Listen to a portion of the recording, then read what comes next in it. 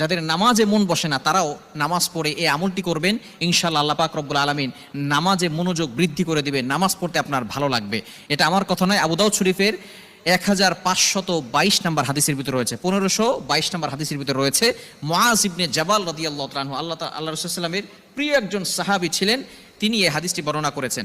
নবীজি সাল্লাল্লাহু আলাইহি ওয়াসাল্লাম মুআজ ইবনে জাবাল রাদিয়াল্লাহু তাআলা আনহুকে এই হাদিসটি বলেছেন এবং এই দোয়াটা শিক্ষা দিয়েছেন। বিশেষ করে আমরা অনেকেই নামাজ পড়ি, আবার অনেকে নামাজ পড়ি না, যাদের নামাজ পড়তে ভালো লাগে না তারাও এই আমলটি করবেন। এবং বিশেষ করে যারা নামাজ পড়েন কিন্তু নামাজে মন বসে না, যখনই আপনি নামাজে দাঁড়ান সাথে সাথে আপনার মনটা নামাজের বাহিরে চলে যায়, এরকম হয় কি হয় না? আপনি নামাজে দাঁড়িয়েছেন ইমাম সাহেবের পিছনে, আপনার শরীরটা নামাজের ভিতরে আছে, মসজিদে আছে, কিন্তু আপনার মনটা যে বাহিরে চলে গেছে, সংসারের কাজে চলে গেছে। ইমাম সাহেবও জানে না, পাশের মুসল্লিটাও জানে না, একজন জানেন, তিনি কে? আল্লাহ ইজ ওয়াচিং মি, আল্লাহ আপনাকে দেখছেন, আল্লাহ আপনাকে অবজার্ভ করছেন। এই জন্য অবশ্যই আপনাকে চিন্তা করতে হবে, বেশি বেশি করে আল্লাহর কাছে দোয়া করা। খুবই চমৎকার একটি দোয়া নবীজি সাল্লাল্লাহু আলাইহি সাল্লাম শিক্ষা দিয়েছেন। দোয়াটি হচ্ছে আল্লাহুম্মা আইন্নি আলা যিকরিকা ওয়া শুকরিকা ওয়া হুসনি ইবাদাতিক। খুবই চমৎকার একটি দোয়া। এই দোয়াটা পড়লে আল্লাহ পাক রব্বুল আলামিনের স্মরণ যাতে করে আপনার বেশি বেশি হয় এবং বেশি বেশি করে আপনি আল্লাহ তাআলার কৃতজ্ঞ বান্দা হতে পারেন এবং আল্লাহ তাআলার ইবাদত করতে পারেন পরিপূর্ণভাবে, এটা দোয়া করলে আল্লাহ পাক রব্বুল আলামিন এগুলো আপনাকে বাড়িয়ে দিবেন। বিশেষ করে যারা নামাজ পড়তে ভালো লাগে না যাদের, তারা এই দোয়াটা বেশি বেশি পড়বেন। আল্লাহুম্মা আইন্নি আলা যিকরিকা ওয়া শুকরিকা ওয়া হুসনি ইবাদাতিক। আল্লাহ তাআলার প্রশংসা করার দরকার আছে না নাই? আল্লাহ তাআলা আমাদেরকে যে নিয়ামত দিয়েছেন সেই নিয়ামতের কৃতজ্ঞতা আদায় করার দরকার আছে না নাই? অনেকেই আছি আমরা আল্লাহ তাআলার কৃতজ্ঞতা আদায় করি না। আমাদের সব কিছুর সময় হয় কিন্তু নামাজ পড়ার সুযোগ হয় না। ব্যবসা যারা করতেছেন ব্যবসার দোহাই দিয়ে বলেন নামাজ পড়ার সময় পাই না হুজুর।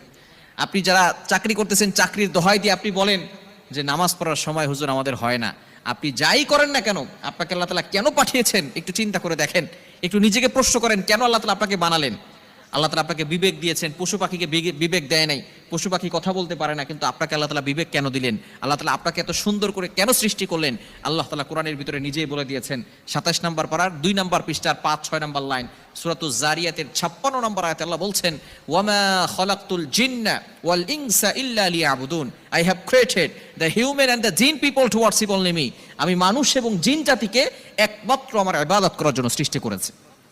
আপনি যতই দোহাই দেন আর যাই কিছু বলেন না কেন, আল্লাহ তাআলা আপনাকে ইবাদত করার জন্য সৃষ্টি করেছেন। সেই ইবাদতের ভিতরে সর্বশ্রেষ্ঠ ইবাদত হচ্ছে নামাজ। একজন ব্যক্তি ঈমান আনার পরেই তার মূল কাজ হচ্ছে নামাজ পড়া। সেই নামাজ আমাদের মন বসে না, সে নামাজ পড়তে আমাদের ভালো লাগে না।